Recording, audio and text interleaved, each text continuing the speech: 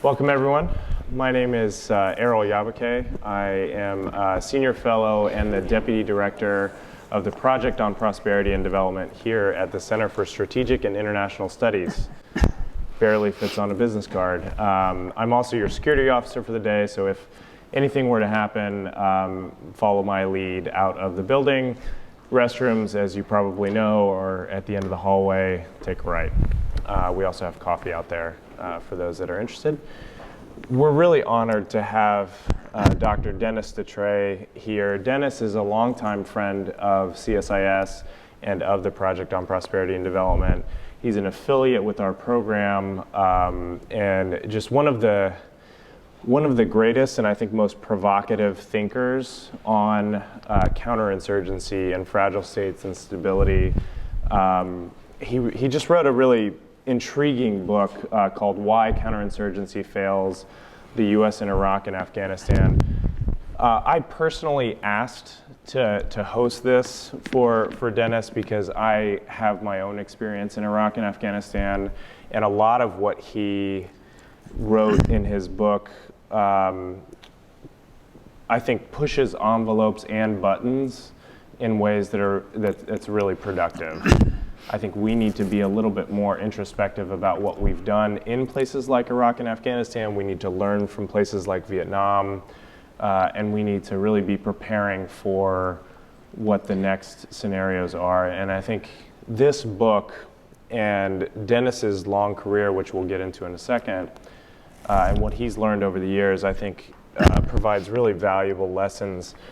And like I said, a little bit of provocation for those of us that do this work for a living. So we're gonna talk for a few minutes. We're gonna talk about the book, and then I'm really hoping to leave a good amount of time for questions from the audience, because I can see that there are several people that have been doing this for a long time, a lot longer than I have, that are in the audience, and so I'd like to leave some time for that. So Dennis, thanks for being here. Thanks for doing this. We're really honored to have you as an affiliate. So.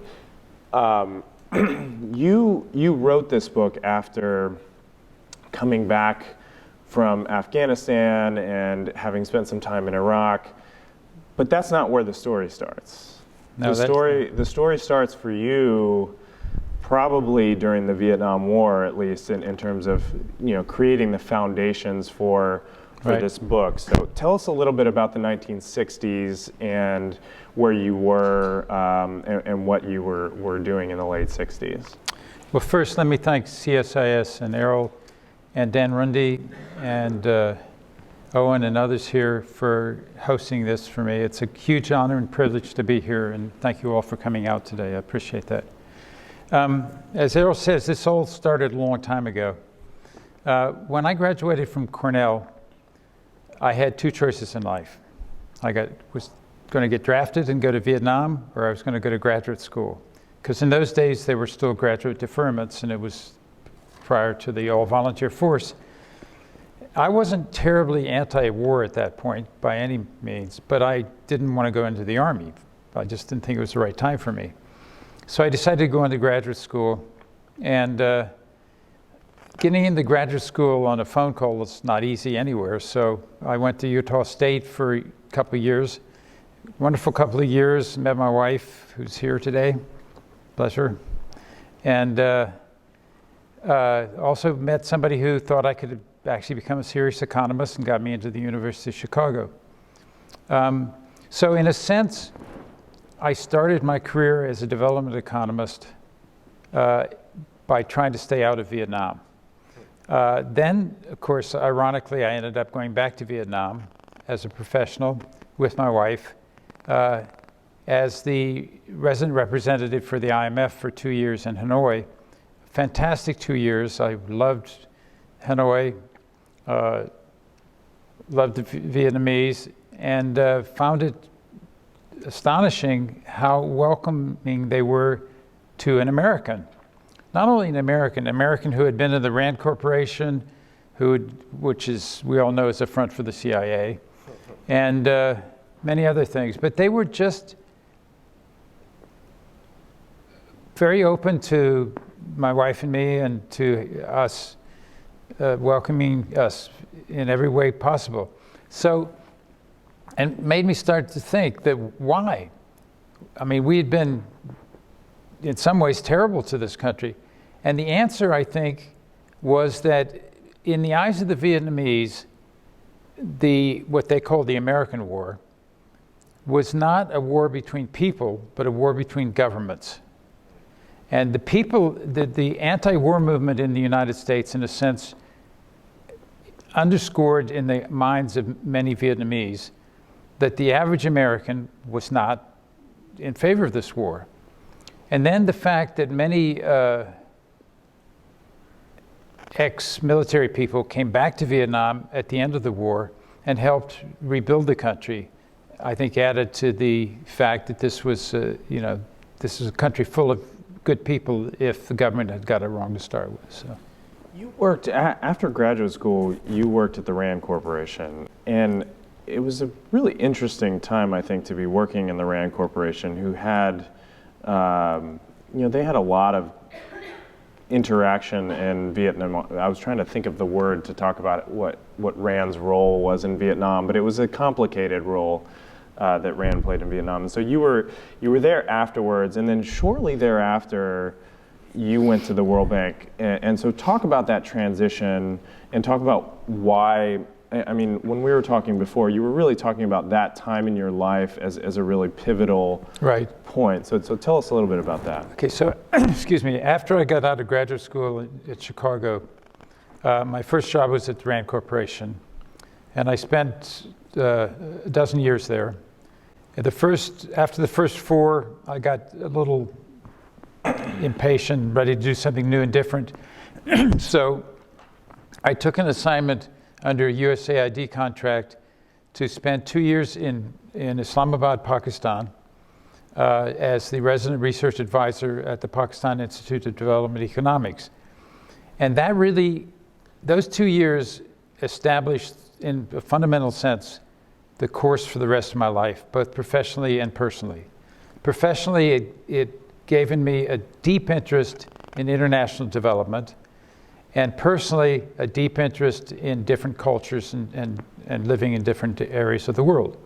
Fortunately, Mary, my wife, shares these interests, at least the second one especially, so that we and a sense of adventure, it seems like. Totally. I think maybe, Mary, you're the one driving the sense of adventure a little bit. She is, absolutely.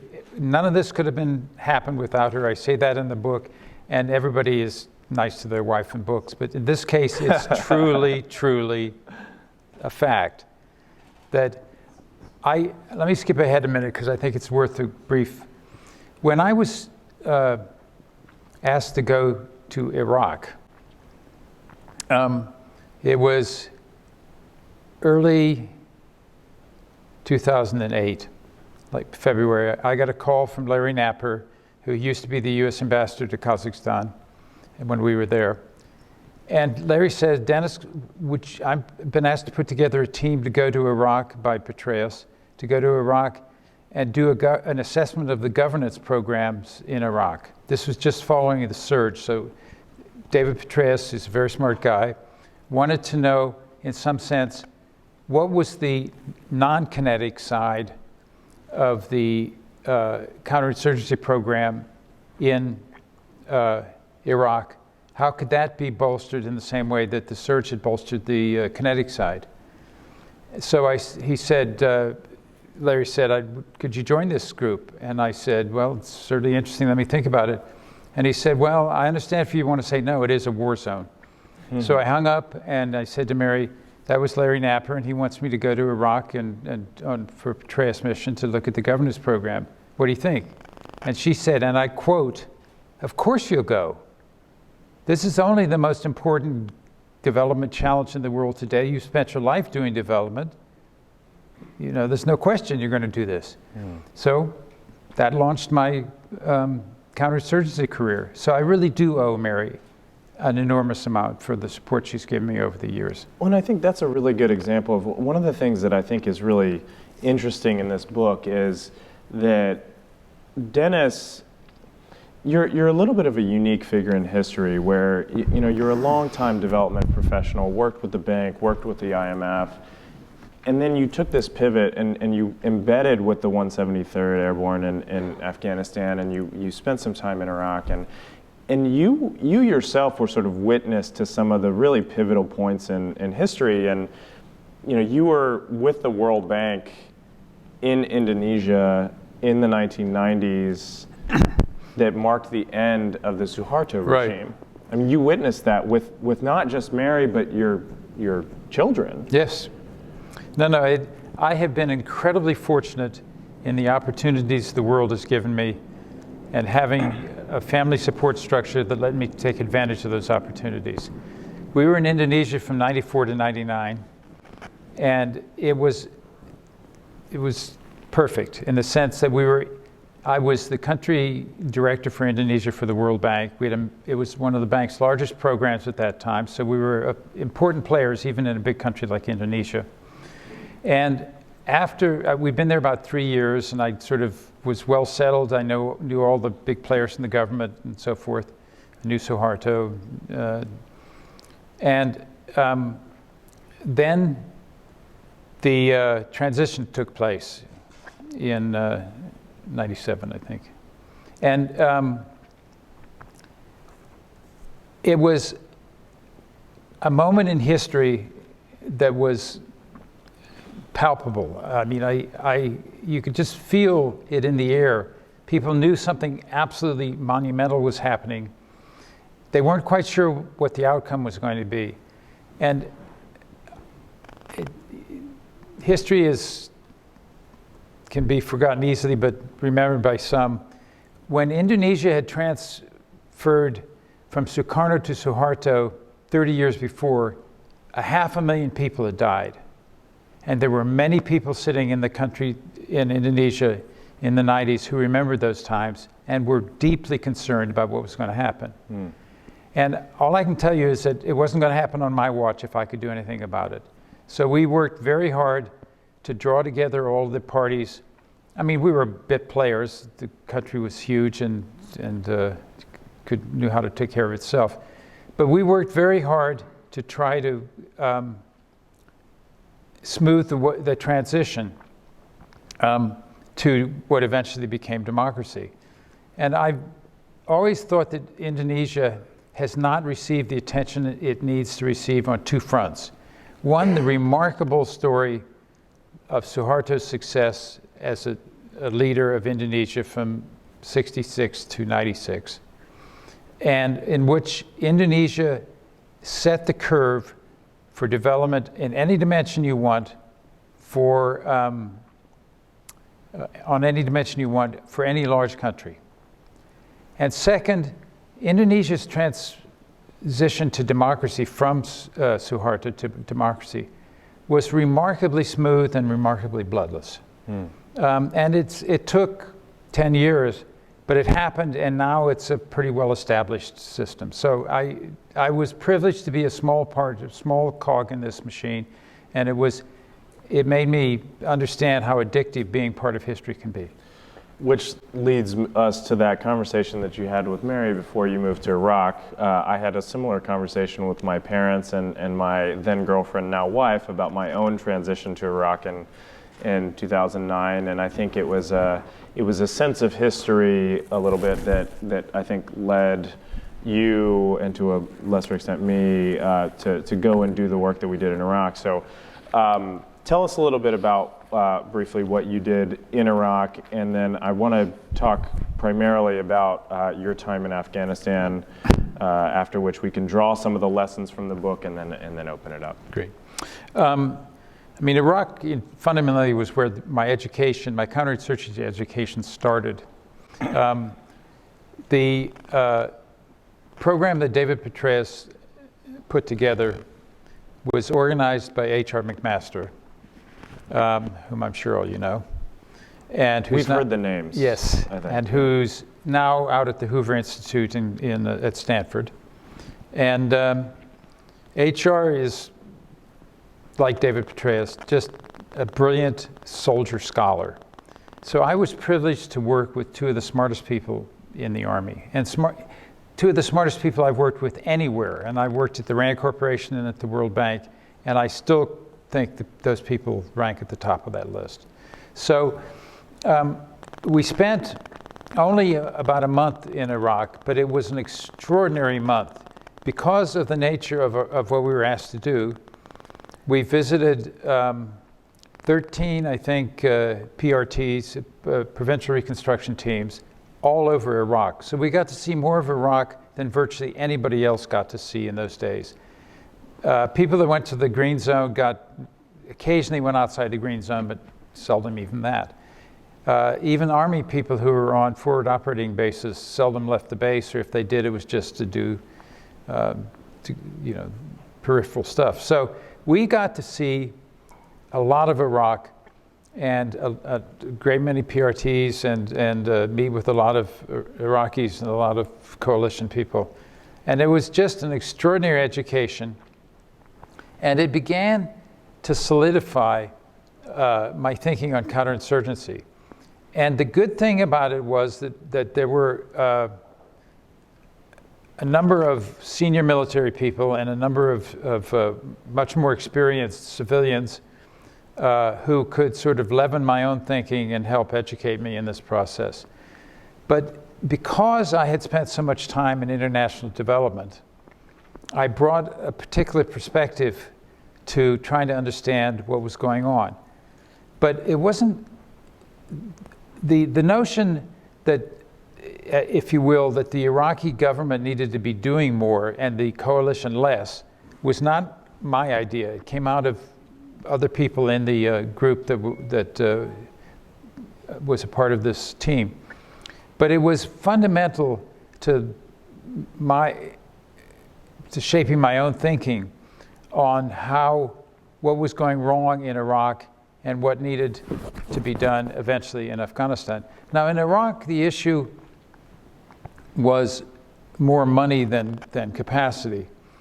First, Iraq, before the war started, had been a much more sophisticated country in terms of governance and management than Afghanistan ever was. But it was also... I have Turkish family, Dennis, who used to vacation in Baghdad. Yeah, no. It was, well, as we'll get to, my family and I actually vacationed in Kabul when we lived in Islamabad. And the point of that story is that wasn't that long ago. These countries have changed in a remarkably short period of time. They were nice places, and they became hellholes just almost overnight in a historic perspective. So we spent all this time touring the provincial reconstruction teams in Iraq. And during those tours, the pressure was, look, Iraq was at that point generating increasing amounts of revenue from their oil exports. And so why was the US pumping billions of dollars into Iraq when they had their own money? And the answer is that the coalition didn't want the government to do anything. They wanted, whether it was the military or the civilian side, they wanted to do it because they felt that was their job. The reconstruction, everything, the governance and so forth. So local Iraqis felt that they were being sidelined, and they were being sidelined. And when you add to that the fact that on the soft side of counterinsurgency, the governance and development side, the US government and other governments had a lot of trouble getting experienced people to go to these countries. They were very isolated, they were dangerous, they were not particularly pleasant places to be. So many of the people that were in the PRTs, they were incredibly good people, they were brave, they were committed to the country and to Iraq, but they were remarkably inexperienced. In the book, I tell of 3 people I spoke to at one PRT, and I asked them, why were they there? The first one told me that his son was a Marine, and he hoped that if he came to Iraq, his son would not have to come to Iraq. The second one was in the real estate business and saw that the writing on the wall and decided it was time to do something different. And the third one was plain and simply unemployed, was looking for a job. But the important thing about all of them is that none of them had been in a developing country before, and none of them had ever worked with a developing country government. I mean, to put people like this in an environment which is one of the most difficult development environments in the world strikes me as unfair and setting them up for failure. They did everything they could do, but they didn't even, in some sense, understand the problems that they were facing. So I think the staffing issues was really important. Yeah, and I wasn't looking out at the crowd while you were saying that, but there's several folks, Holly Barnes and others, that have been in Iraq that I'm sure what you just said resonates, myself included, and I think the PRTs did their best with not all the right tools. So I want to move on to Afghanistan, because I think it was in Afghanistan where your lifetime development work and what started in Iraq and you starting to think about counterinsurgency and how that development experience you had could play a part in the counterinsurgency. I think that really congealed when you were when you were in Afghanistan and you were embedded with the 173rd Airborne. Tell us a little bit about that time and really talk to us about something you call the People's Development Fund and why that was such a unique and sort of interesting model of development. Well, let me start at the beginning of this because I think it's an important message about the U.S. military. After the Iraqi month, Petraeus became the head of CENTCOM, the Central Command for the U.S. Army. And as Petraeus likes to do, he put together a CENTCOM assessment team to advise him on his new command. And he put H.R. McMaster in charge of building that team. I learned several things from that. I was one of the people that was asked to join it. One is that the U.S. military has a very different concept of a budget constraint than the rest of us do. That CENTCOM assessment team started out probably with less than 30 people. But because of Petraeus's reputation and just the nature of the CENTCOM responsibilities, it eventually grew to well over 100 people, probably closer to 200. And the budget went from less than $1 million to $10 million, and nobody even blinked. It was like, hey, 10 million, 1 million, it's all the same. I mean, To be fair, it was a little bit of a rounding error in how much we spent in Afghanistan. True, yeah. I mean, in the nature of military expenditures, these were round-off errors, both of them. So that was message number one. But during that time, I was associated with two regional teams, the Central Asia team, because I'd spent some time there, and what was called the AFPAC, the Afghan-Pakistan team. And the AFPAC team was interesting to me in two regards. One is that the two countries were joined in a single country team, which suggested that Petraeus and others felt that they were importantly connected. But during the conversations in that team's discussion, the vast majority of the time was spent on Pakistan, not Afghanistan, even though we were in a war in Afghanistan. So it brings home this incredibly complex relationship that the U.S. has had with Pakistan. And having lived in Pakistan, for me, it sort of brought back old memories.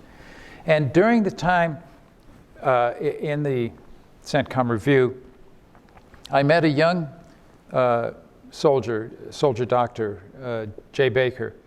And Jay and I got along well, and he was very interested in policy stuff, even though he was a medical doctor.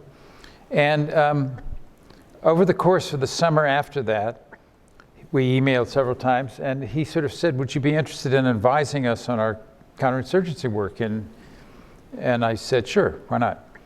And then they got, he was with the 173rd Airborne, as Erol said, And they were then assigned to spend the 2010 in Afghanistan. And Jay asked if I would come and help them develop a program. And I said, sure, why not? So they were in Hohenfels, Germany, for a training session, which in and of itself was astonishing. I'll come to that in a minute. But, and Jay called me up on Labor Day, as I recall, and said, could you join us in Hohenfels? And I said, I'd be delighted. And he said, can you be here tomorrow? And I said, I'm enthusiastic, but I can't be here tomorrow. I just can't, you know, you're not exactly next door. But I was the day after. And that was the start of my incredibly great relationship with the 173rd Airborne. Here was a group of people that didn't know me from Adam. And yet they were willing to take me on, listen to me, and trust me in ways that virtually nobody I've worked with has done before or since. And I live in awe that they were willing to trust me so much on something that, and to learn. They were very, very keen to learn, and fortunately respected my background. But you know, the Afghan work led me to focus more on the crossover, as Erol has said, between my international development work and counterinsurgency. And I had begun to focus on the notion that we needed to go back to David Galula's, the Frenchman who wrote the original text on counterinsurgency, modern counterinsurgency, which Petraeus and Amos in their counterinsurgency manual updated. And the notion that no counterinsurgency has been successfully defeated on the basis of military might alone. It's almost definitional. But you need what they call a political solution. That is sort of indirect talk for a solution that recreates a bond between the people and their government. If you think about it, insurgents fill a vacuum that's created when governance breaks down. Yeah. When governments are no longer providing their people with what their people expect. Yeah. So that creates a space for insurgents and support for insurgents among the people. So the soft side of counterinsurgency policy needs to reestablish that link between people and their government. So I realized from my Iraq time and my sort of early lessons on Afghanistan that the coalitions in both military terms and development terms were completely overwhelming governments in these countries. And that in ways that meant that the coalition had to do everything. The coalition became the government. They did all the defense, they did financial management, they did project management, project selection, everything. And the signals that the coalition were sending to the people of these countries was that their governments were so useless that they weren't worth the time of day. And that's exactly the opposite signal that we needed to be signaling. So my challenge was, how do you come up with a way to rebuild this bond between people and their government? So I turned to some experience that I had in Afghanistan, in Indonesia, with one of my colleagues, Scott Guggenheim, who's a brilliant anthropologist, and who developed a program called the Kecamatan Development Program, which was a decentralized program that gave small amounts of money to local communities and let them program it. But it was still a program in which the central government and donors constrained what local governments could do. I decided in Afghanistan what we needed to do was to take that one step further, to essentially test the proposition that even though local sub-governors were not politically appointed, that their relationship to their people were much, much closer than the relationship of anybody in Kabul to the people, People hated Kabul. Kabul was corrupt, it was distant, it was unattached, okay? But even though the local sub-governors might have been appointed by Kabul, they lived in the community and they were part of the community. So we needed to find a way to give them the instruments they needed to rebuild their relationship with their people. The simple answer is give them a little money and a lot of space. And we did that.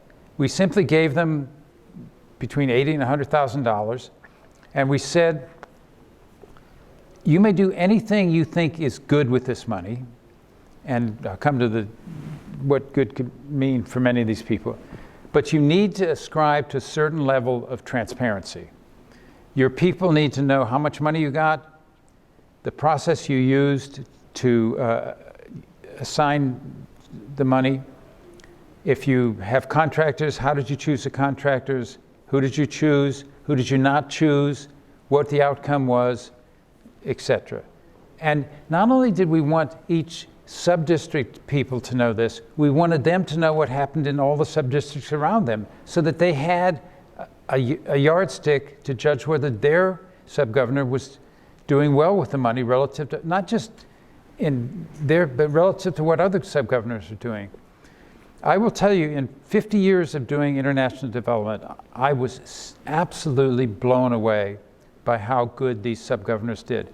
Now, mind you, there was no training, there was no guidelines, we didn't tell them what to do, we said, you do what you think is right. Every single sub-governor did something different. I mean, remarkably different. And yet, when we did the review of the first round of funding, and we drilled down on what they did, every one of them made sense in the context of their sub-districts in ways that no central government or no donor agency could ever have known. What are some examples of the types of things, just briefly, that they did? Well, for example, there was a province in Lowgar, a district in Lowgar province that had that was quite kinetic and had a lot of fighting going on and a lot of internal conflict within the district. So the sub-governor decided that rather than sort of set a district priority, he would spread the money around to signal to everybody that this was going to be a fair process, that wasn't going to just, the one ethnic group wouldn't be preferred over others. And so, in another one, they had a very progressive sub-governor, and he'd already done a number of things. So he maximized the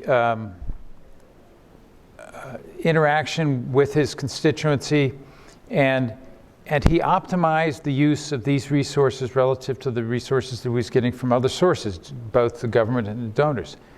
And they had a hospital that they had planned in the district.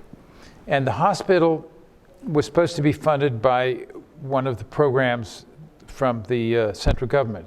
But they learned, these sub-governors, not to believe in that, not to trust it, because the money never came down. So he took the PDF money and assigned it to this hospital, but he was very careful to develop an agreement with the Ministry of Health and with donors to cover the recurrent costs. A very smart, nobody told him he had to worry about recurrent costs. He knew it. So he basically did the project that was better than we could ever have imagined. And there was another group that did something that I've often used as an example, because no donor would ever have agreed to this. They bought a set of cutlery and dishes because they needed something to serve lunches on for the local shura gatherings. That was such a fundamental part of their governance structure, and hospitality is a very important part of the of that world. So it was just a total variety of things that went. A fourth one is they the governor had a pretty good functioning governance structure. So he sent his council back to all of their localities and said, come back and tell me what your localities need. Each of them came back, and they had, I think there were, as I recall, something like 17 of them. And he wrote down their priority project on pieces of paper and put them in a box, shoved them up, and drew out the projects until he exhausted the money to demonstrate no favoritism. I mean, these people were really building for the future. They were trying to establish credible links with their people. Yeah. And they were doing it in different ways, in ways that no donor could ever have imagined. Now, Dennis, I think those are really intriguing examples. I hadn't heard the cutlery story. That was really interesting. On page 133 of your book, you say, it's long past time to take off the blinders of conventional thinking and consider alternatives for dealing with counterinsurgencies or fragile states. I agree with that, but then I also noticed that your book is entitled Why Counterinsurgency Fails, not why my efforts to do counterinsurgency in Afghanistan changed the world. So talk to us a little bit about that failure and what you learned from that experience. I mean, it sounds like an intriguing example. I'm sure there's a lot of head nodding by especially the development folks here about sort of locally driven, locally owned development. So talk to us a little bit about that failure. I mean, I think the reason that it was so hard to expand the program that we developed with the 173rd throughout Afghanistan was that it was a hands-off program. It was a program that said, we're going to give responsibility back to the Afghan governance structure. And nobody in Washington or in the military or anywhere else really wanted to do that, because there were hundreds of thousands of people out there running programs. I mean, the incentives were, we'll do more. What we're doing is right, we just need more money to do more of it. Yeah. More, but this time we're serious, is not going to change life. So we really, and the subtext of this talk was, what was the subtitle? US. No, of this talk. It was, can the U.S. win the next counterinsurgency war? Right. Okay. Let's parse that a bit. Is the U.S. able to win the next counterinsurgency war? The answer is yes. Will the U.S. win the next counterinsurgency war? My answer is I doubt it. Because the incentive structures within the government and in the international community, for the same reason, by the way, that the international community is unlikely to reform the way they operate in fragile states. That it's just, everything works against doing it right. And the quote that Erol gave is that we need to step back from this and say, we have 50 years of failure in counterinsurgency and fragile states. It's time to step back and think of something outside the box, way outside the box. And my only claim to fame is that we tried something very different in these two provinces in Afghanistan, and it worked. It worked in ways that even as an experienced development person, I could never have imagined. So it seems to me the book is about starting a conversation. I hope we all agree that the starting point that the U.S. doesn't have a right when it comes to counterinsurgency is not an arguable point given Vietnam, Iraq, and Afghanistan. But whether my solution, something like local government funding, is the right solution is certainly a debatable issue. I think it is based on my experience, but I'm happy to have that conversation, and I hope we can pursue that during the question and answer. Which I want to get to, and I'm going to ask Carmen and others to get some microphones. While people are thinking about questions, which we're going to turn to right in a second, on page 126, you say, with hindsight, I would draw 6 lessons from Iraq and Afghanistan and my work in fragile states. And so in an effort to throw some grenades into the conversation and provide some fodder for feedback from you all, tell us what those 6 lessons were, and then we'll turn to some audience questions. Okay, I'm not sure I have exactly 6 here, but let me give you the lessons. I think a fundamental lesson for counterinsurgency is that the international community needs to be clear on its mission, and it never was in either Iraq or Afghanistan. Is it capacity building, or is it state building and international welfare? Now, by international welfare, I mean, is it the international community improving the lives of people, or is it helping local governments or governments generally to improve the lives of their people? The second is a much slower process than the first, but the second is what builds capacity. The first does not. The 50 years of international development experience has underscored that point clearly. Second point, more money is not always the answer. In fact, it may be the problem. And I think it was true particularly in Afghanistan. We simply overwhelmed the system with projects and money that was totally unabsorbable and unmanageable by the government. Third, the key to enhancing stability is working with local governments, because they are the face of governments for most citizens, whereas national government tends to be too remote. Donors must be willing to take risk and accept failure. This is probably the hardest lesson, because it's one that people aren't going to do. But also, I think one of the most fundamental, yes. And maybe during the Q&A we can get to this, but this idea of tolerance of failure, which we're not good at. I mean, if you think about it, you cannot build capacity by giving people incentives and responsibility unless you're prepared to accept failure. Because the minute you signal you're not, it's your problem, not theirs. Right. Continuity is the key to the soft side of counterinsurgency. Afghanistan had a reputation of being 10 one-year wars, or now probably 17 one-year wars, but when I was there, 10 one-year wars.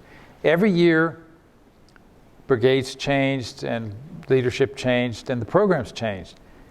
That's, in a conventional war, you can get away with that because there are clear battle plans, but not in a counterinsurgency. You need much more continuity, both on the military side, but most especially on the governance and development side. And that was never clear, never there in Afghanistan. And since the civilians turned over more frequently than the military, it was even worse on the civilian side.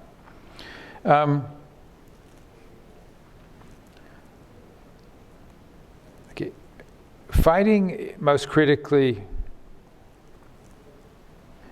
the kinetic side of counterinsurgency is important, but it's not the key. Most military leaders I worked with understood this, but few civilians did. And this is, for me, one of the fascinating things about the U.S. effort in all counterinsurgency things. We've known, as I said, since at least 1964, Petraeus wrote the so-called COIN manual, counterinsurgency manual, along with General Amos. And those documents all stress the need for a political, non-kinetic solution. They all recognize that counterinsurgencies are not won on the battlefield. They're won on the governance side of things. And yet, we didn't emphasize that. We just emphasized the military side. The best solutions to counterinsurgencies is to nip them in the bud.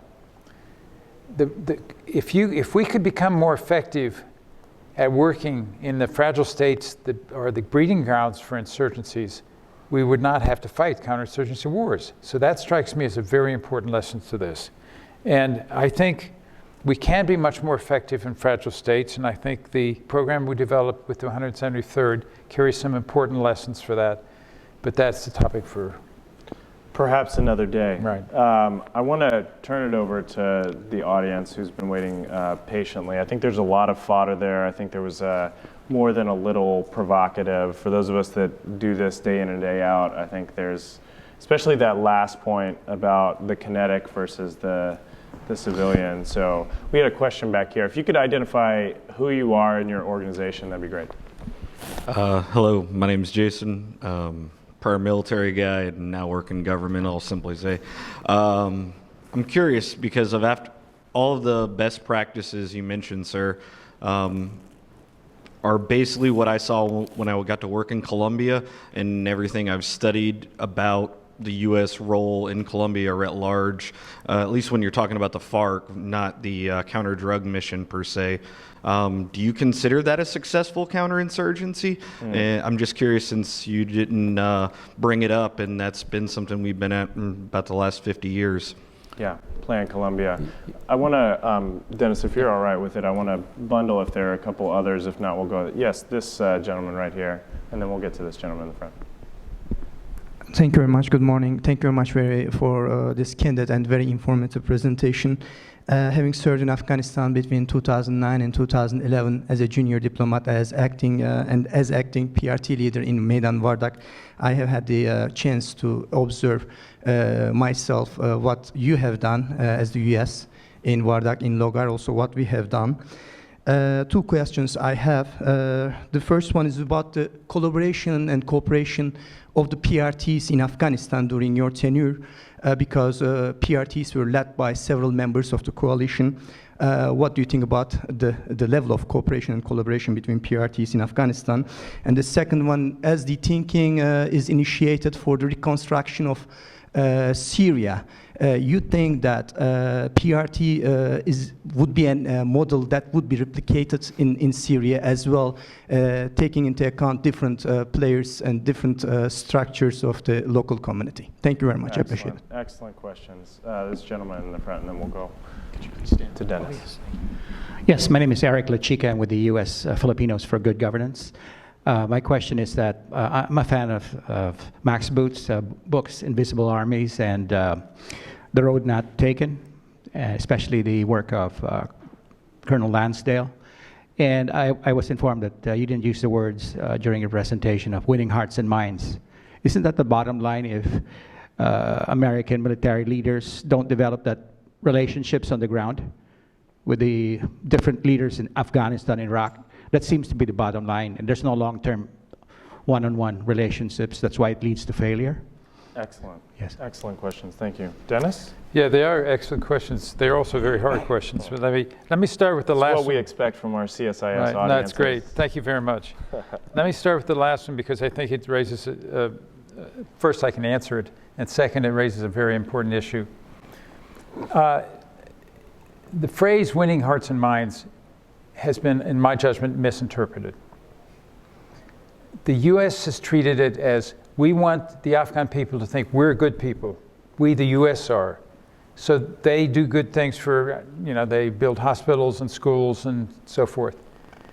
But in a counterinsurgency context, the term winning hearts and minds means the national government winning the hearts and minds of its people.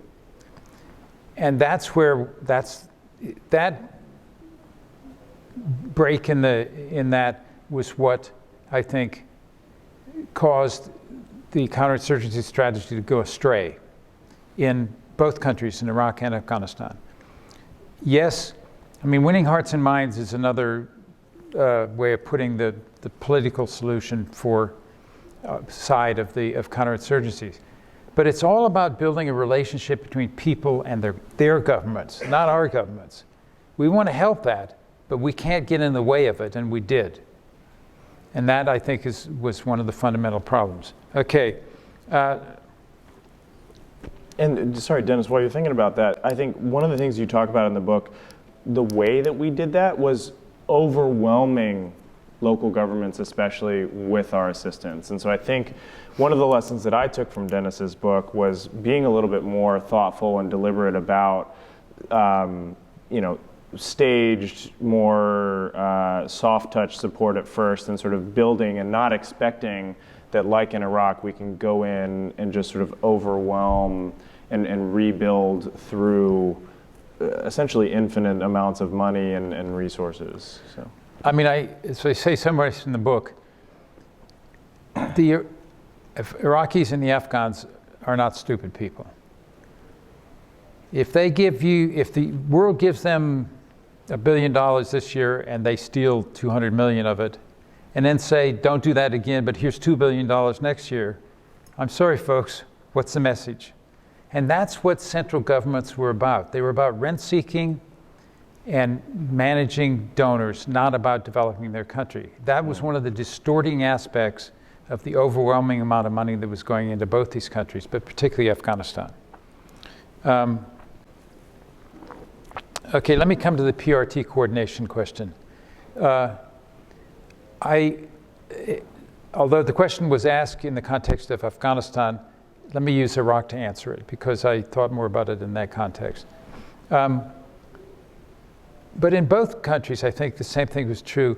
But in the nearly 24 PRTs that we visited in Iraq, I think way less than 10% of them had a U.S. aid representative in them. 10%. Less than 10%. I mean, there was a rarity.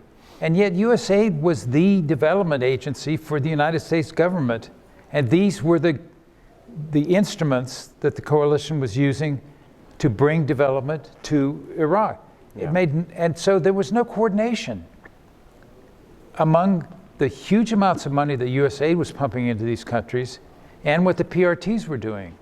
So that makes very little sense. So, and then in both countries, the PRTs were not always led, they were led by coalition members as well as the US government.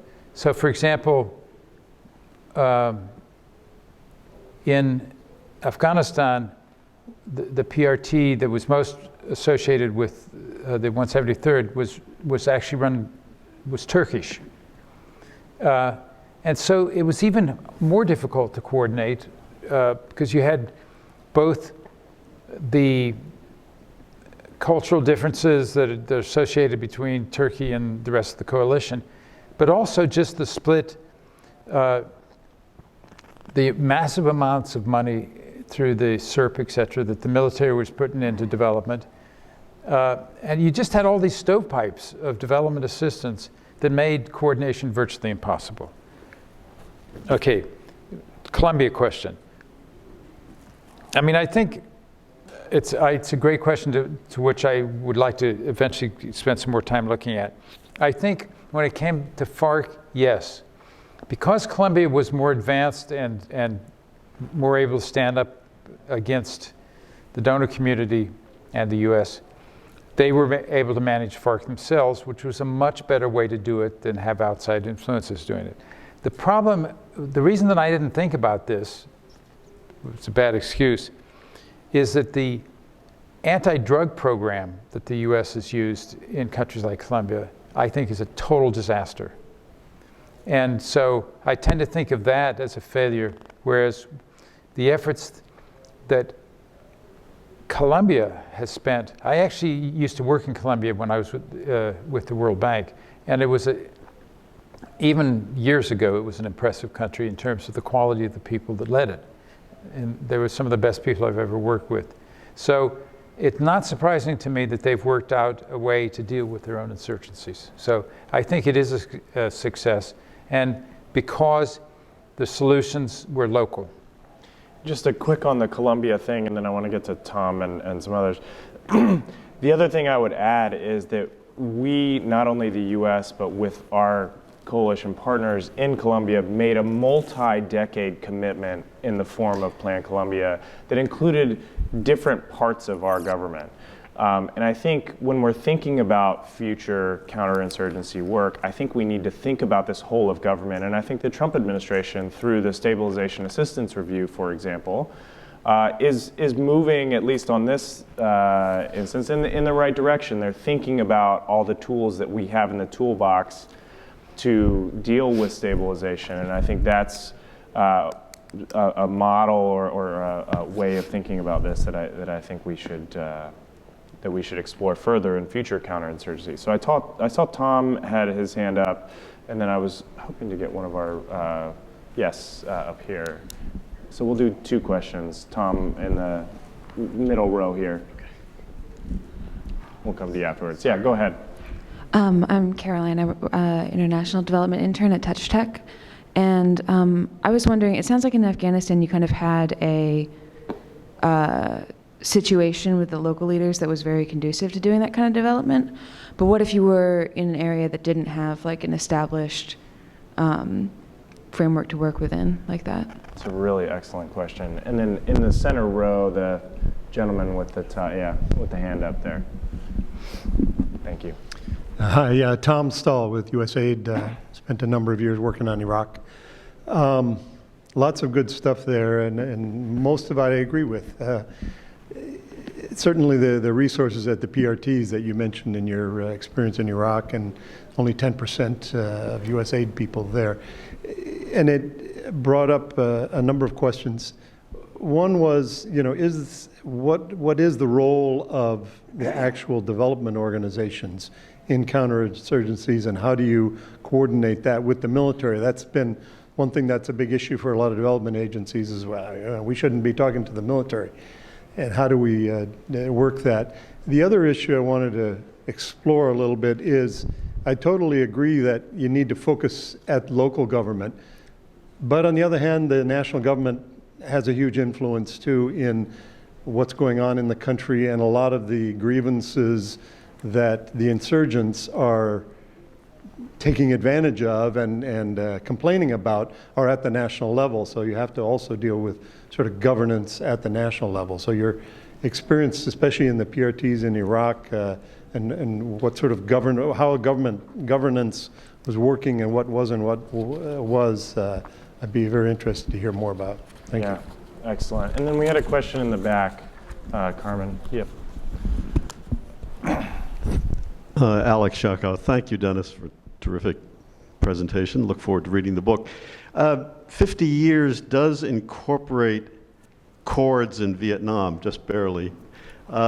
Could you comment on what you think the lessons are that chords in Vietnam provides you as you link this to Afghanistan and Iraq? Which, quite frankly, is the best teaser for why you should read this book, because he does talk about chords in the book quite, I think, eloquently. So we had 3 really good questions. Absolutely. And then unfortunately, I think we're going to have to end it after those. But we had, I'll just turn it over to you, Dennis. Okay, let me start again at the end with Alex's question. I think I can best answer that question by telling you what the working title of my book was originally before it got into Palgrave and Macmillan. It changed it. It was Vietnam, Iraq, Afghanistan, 3 strikes and you're out. So it all started in Vietnam, okay? I'm really sad that that's not the title of your book. So am I. It's really excellent. But I think it doesn't Google search well or something. Yeah. Anyways, the answer is we made identically the same mistakes in Vietnam. I mean, chords, and there are some, if you look at H.R. McMaster's brilliant book, Dereliction of Duty, you'll see many of the same themes running through that come up in Iraq. And that is one of the great puzzles. It's not like we haven't had this experience, and it was an incredibly costly experience. Why didn't we learn more from it? So that makes me pessimistic about how the sort of the larger incentive structure that all of these decisions are being made in is such that changes are very hard to bring about. But so I didn't study, because I didn't actually work directly in Vietnam during the war for reasons that I've already told you. I didn't include it, but I think it's definitely very much part of the story. Well, but you talk about how chords the PRT model was built on chords, yeah. On chords. And, yeah, I mean, I try to draw the link. Yeah. So that historically people can see that, it's not that we didn't try these things before, and we didn't get them right in any of the 3 places that we tried them. Okay,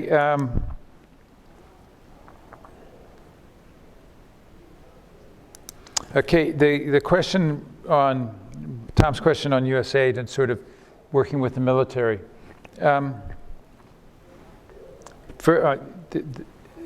Absolutely right. I don't want to ever leave anybody with the impression that a local government program is all you need to do in a country. It is one of a host of instruments. If I were advising Ashraf Ghani today in Afghanistan, I wouldn't tell him stop doing large development projects. I would tell him for a very, very small fraction of the assistance that's coming in, you could do a PDF type program for every district in Afghanistan for less than $50 million a year for every district. And that would signal to those districts that they're on their own, that they, and it would, I am totally convinced that it would help pull Afghanistan together, not force it apart. But every instinct in a central government is take control and hold control and tighten control. And that makes things worse, not better. So I would, as I said, I would say that, yes, we have to continue to improve governance in capitals, in national governments. But in the end, the track record on outsiders doing that is very poor. This is something that a country must commit to as a country. People must demand and make it happen. And my sort of long-term vision is that if you start improving governance at the local level, it will rapidly work its way up through the system. It will go from districts to provinces, from provinces to the central government. So rather than start at the top and try to influence the bottom, you start at the bottom and try to influence the top. Because I know you can influence the bottom. I'm not sure you can influence the top. I mean, we've tried everything when it comes to making national governments govern better. We've withheld money, we've given them more money, we've trained them, we've taken them out, and whatever. And in my judgment, none of it's worked. So we need to think outside the box a bit on that. And then the role, how did aid agencies coordinate with the military? Now, and I come to the first question, which was there something special about Lowgar and Wardak provinces that made this work there? But I will tell you that yes, there was something special about my experience, but it wasn't the provinces I was working in. It was 173rd Airborne. As my experience with the subsequent brigade, the 410th, indicated, not every brigade in the U.S. Army is as open as the 173rd were to ideas and to outsiders like me helping advise them. But I think there was a genuine effort on the part of the 173rd to engage all of the actors on the development and governance front, so all the PRTs in their area, USAID and the civilians and so forth. But there was, since the other side of the table, the non-military side of the table, comprised so many different actors, none of whom were terribly well coordinated among themselves. It was very hard to know what it meant to be associated with that side, because each one of them had a different program that they would like to pursue.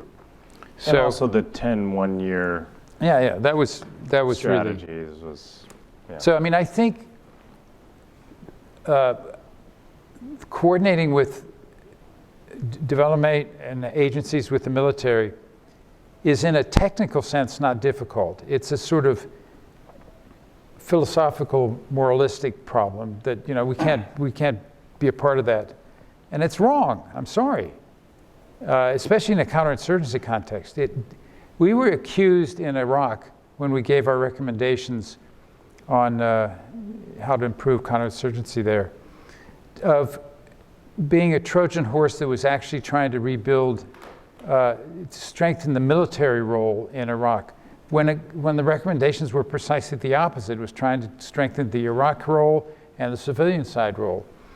But I mean, I don't know how you organize the civilian side of a counterinsurgency in a way that isn't stovepiped and doesn't have competition among different actors on the civilian side, which I saw all the time in many parts of both these countries. Well, and I think that's the conversation that needs to come out of this book. There was one last question here about, what do you do when you don't have, it sounds like you had willing and present counterparts in Lowgar and other places you worked in Afghanistan, but what happens when that's not the case?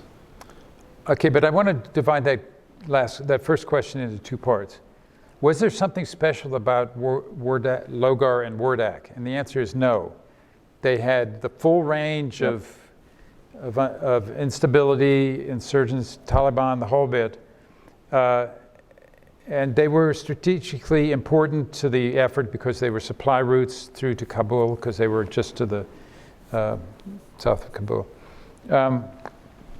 But as I've already said, the 173rd was clearly special. But I think the military is the military, and if the top says do it, people at least think hard about how to do it. So if I had been more aggressive in convincing General Petraeus that this should have happened, we might have been able to spread it more widely. That was my mistake. I mean, I'm not sure it would have worked, but I certainly should have tried harder than I did. Well, listen, Dennis, I think I speak on behalf of everybody here that we're very fortunate to have you share your experiences and share your knowledge with us.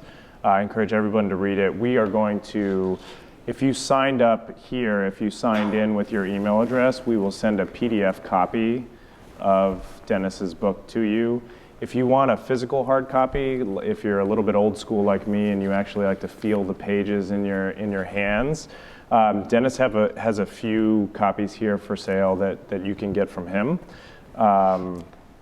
But I just want to thank Dennis for, this is I don't know if it's a magnum opus, but it's really a culmination of your decades-long experience doing really important development work and now counterinsurgency work. And I think for those of us that are currently doing development work or thinking about development and thinking about the world that we are sort of passing on to our children that's, on one sense better off and in another sense more fragile, I think we're going to need more productively provocative stories like this to help us and push us and challenge us. And so, Dennis, thank you for taking the time to put this. I encourage everyone to read it and share it widely. And please join me in thanking Dennis Dutre for...